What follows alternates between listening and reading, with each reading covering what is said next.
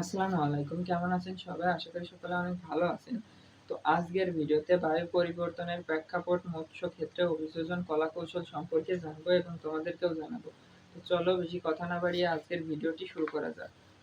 জলবায়ু পরিবর্তনে মৎস্য জীববৈচিত্র্য ও উৎপাদনের যে নেতিবাচক প্রভাব ফেলে তা কাটিয়ে ওঠা জরুরি।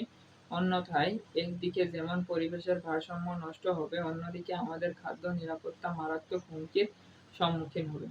জলবায়ু পরিবর্তন ও নেতিবাচক প্রভাব কাটিয়ে ওঠা এবং অপরিবর্তিত পরিবেশের সাথে খাপ খাইয়ে চলার উদ্দেশ্য নিতে হবে। এ উদ্দেশ্য নিম্নলিখিত অভিযোজন কৌশলের অবস্থান অবলম্বন।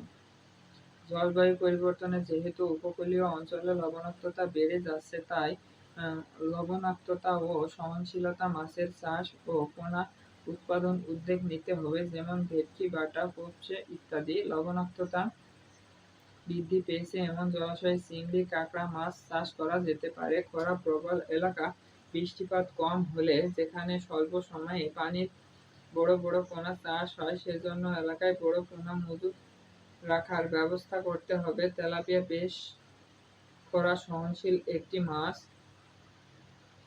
এ অঞ্চলে কই ও দেশীয় জাতের মাগুর চাষ করা যেতে পারে।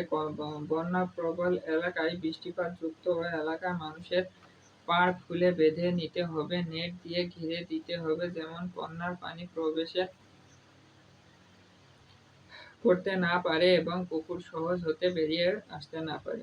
বন্যা প্রবল এলাকায় পুকুরের গাড় উঁচু করে সামাজিক মৎস্য পোনা ব্যাংক প্রতিষ্ঠা করতে হবে। ওই এলাকার সময়ে বন্যা বা বন্যা না হওয়ার পোনাগুলোকে মজুত রাখতে হবে। বন্যা প্রবল এলাকায় সময় খোসায় মাছ ধরা যেতে পারে। উপকূলীয় অঞ্চলে বাঁধ বেঁধে জলাবদ্ধতা সৃষ্টি এবং জনদুর্যোগের এলাকায় পরিকল্পিত মাছ চাষ করতে হবে।